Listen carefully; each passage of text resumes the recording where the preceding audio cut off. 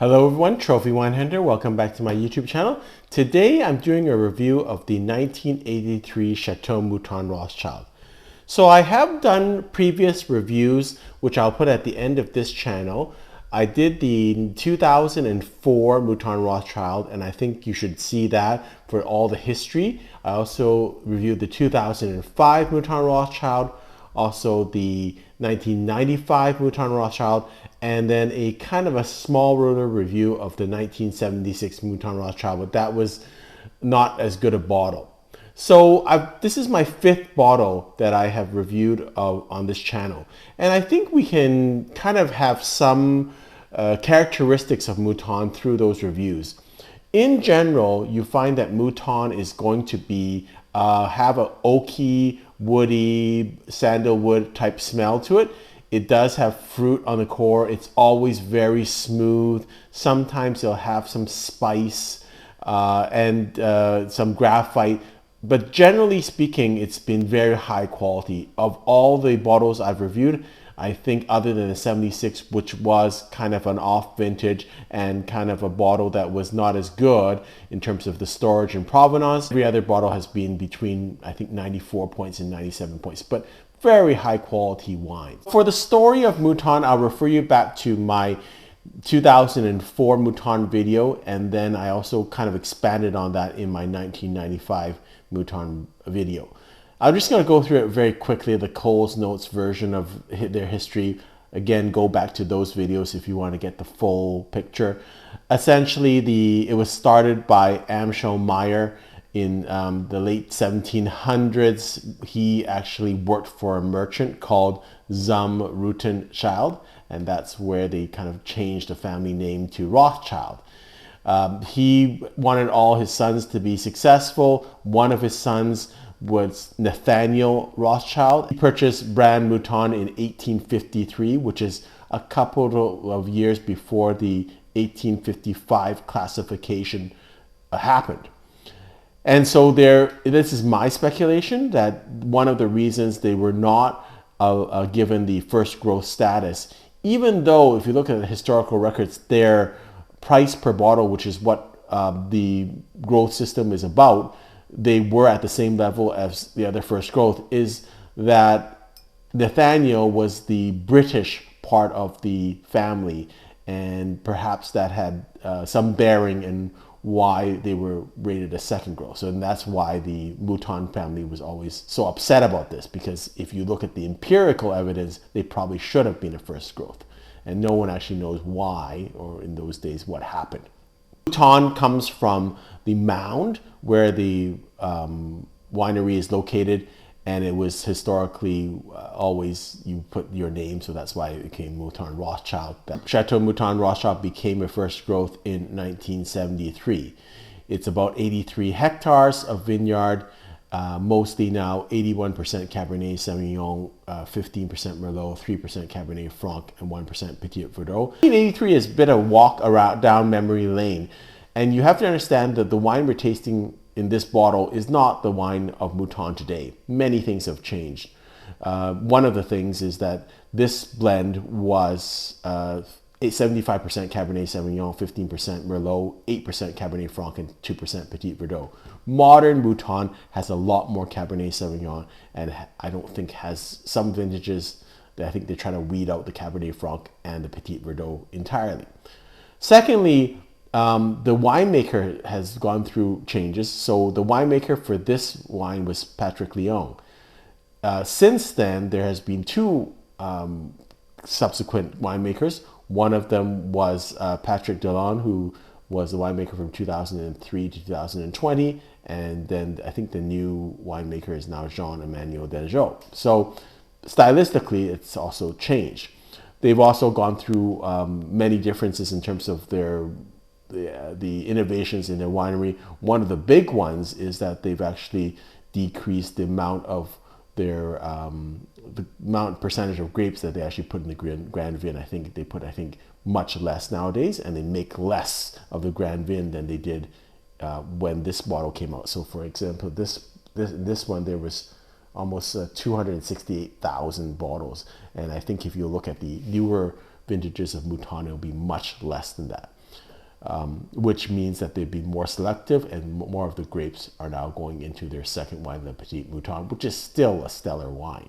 The 1983 vintage was a decent vintage, and I've been very fortunate with the 1983s that I've bought. I actually quite like this vintage as compared to the 1982 vintage. The 1982 vintage is a legendary vintage. However, it's much higher priced. The 1983, I think, is actually drinking quite nicely these days.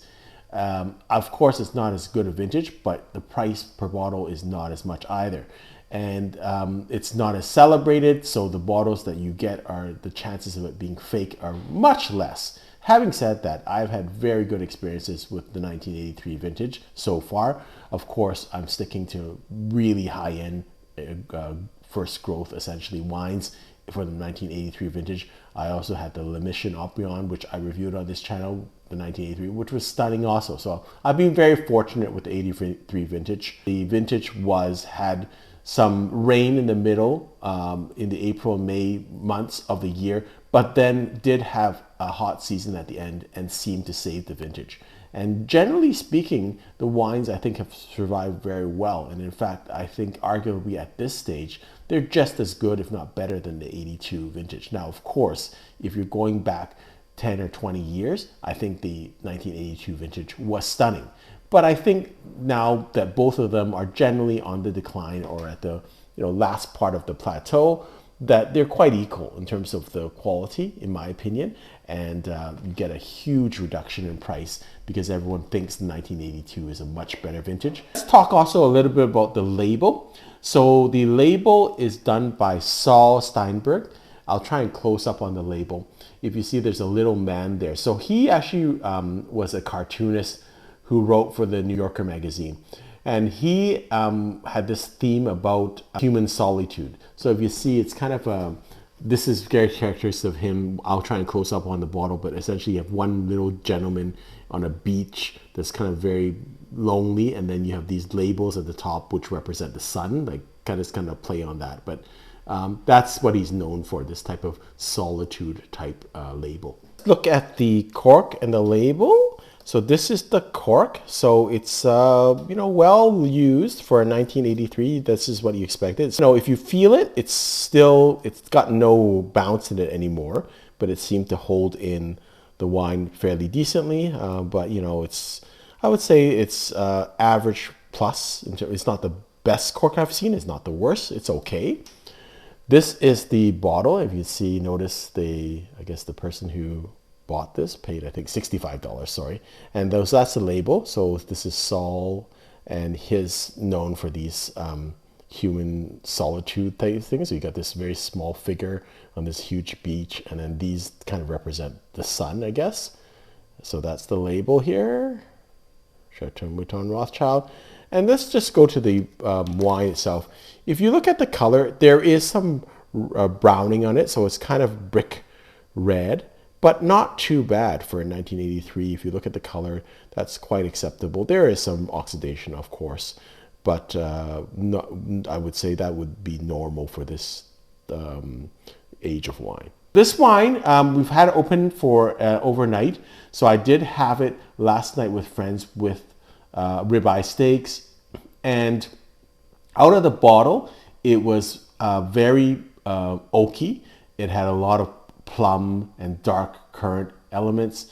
It was still quite nice. I thought it had some fruit, more dried fruit components on the taste. A lot of kind of currants, plums, dried fruit, maybe a little bit of figs, tobacco, and some smokiness and some spice. So really nice. Then we decided that actually we decanted the wine, and I think it did open, but it also kind of faded at the end of the night and got a little bit more acidic. But I thought it was a good decision to decant it. This part of the bottle that I've saved for this tasting was not decanted. So let's see how it's doing now. It's been overnight in the fridge, and I've just taken it out a couple hours just to warm it up again. Let's see what it smells and tastes like now. On the smell, it's lost a little bit of its oakiness, but you see that red fruit, I say currant, maybe even like strawberries, plums, maybe raspberries, that type of smell. It does have a floral component to it, but it's not as oaky as when it first came out. When it first came out of the bottle, it was quite oaky and almost barnyardy, in fact. Now it's lost all of that. It's more just fruit, and you get an acidic element to it, kind of like a red fruit. I think it's been fully oxidized. I think it was much more strong yesterday.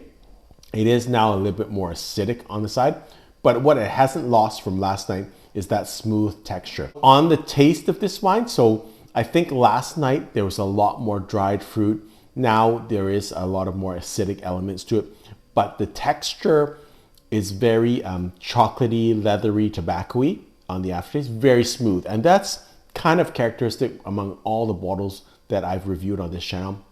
You almost always describe it as smooth, and they're very kind of more on the exotic side. So you do see the exotic elements of this, like exotic spices in the nose and also on the aftertaste here.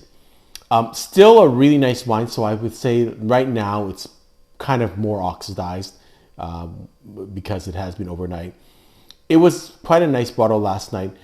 My rating of it is based on the 2 tastings is 93 points. So last night, I think is, if you asked me last night, I was in a, euphoric mood because it was a great tasting with friends. So probably I would have rated 94 points. Maybe right now it's down to around 91 points. It's definitely a wine that we need to drink right now. It's up to you whether you decant. I think if you didn't decant it, it would last a little bit longer, but that decant did wake it up quite a bit. And if you decant this wine, it's gonna be probably after about 2 hours, 2.5 hours, it's gonna probably start to fade a little bit, but that's what you expect from 83. Very nice wine, and really thought this was a exceptional wine, and really happy with it. Hope you've enjoyed this tasting. Until next time, happy drinking.